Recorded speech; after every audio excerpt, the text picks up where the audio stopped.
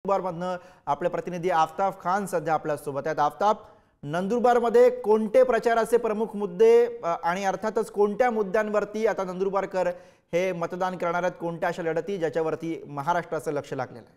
आफताब, नक्कीच गुरु, नंदुरबार जिल्हा हा आदिवासी बहुल जिल्हा असून जवळपास 70% लोकसंख्या हे आदिवासी आहे।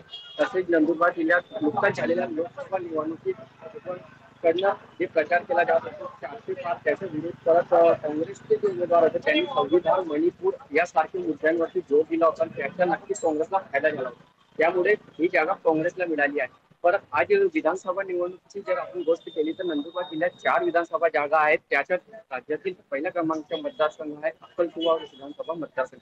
या विधानसभा मतदारसंघात काँग्रेसचे माजी मंत्री तथा विद्यमान आमदार केसी पाडवी हे सलग 7 वेळा निवडून आलेले आहेत आणि आता ते अखंड आपले नशीब हे आजमावत आहेत।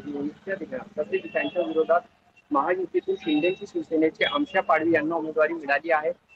दोन्ही मध्ये सरळ लढत होत होती, मात्र भाजपाचे जे माजी खासदार आहेत हिना गावित यांनी जेव्हा अपक्ष उमेदवारी घोषित केली त्याच्यामुळे ही निवडणूक एकदम रंगतदार झालेली आहे।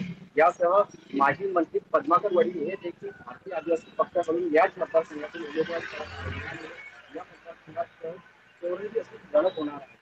तसेच दुसऱ्या नंबरचे मतदारसंघ जे आहेत शहादा मतदारसंघात विद्यमान आमदार राजेश पाडवी हे दुसऱ्यांदा निवडणुकीच्या रिंगणात उतरले आहेत।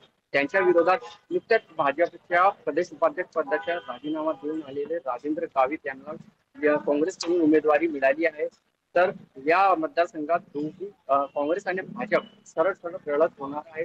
तसेच दुसऱ्या क्रमांकाचे मतदारसंघ असलेले नंदुरबार विधानसभा मतदारसंघात आदिवासी विकास मंत्री डॉक्टर विजय कुमार बरोबर, त्यामुळे दिग्गजाच्या प्रतिष्ठा या ठिकाणी नंदुरबारमध्ये पणाला लागलेली आहे। धन्यवाद आफताब या सगळ्या विश्लेषणासाठी। पुढे जाऊया।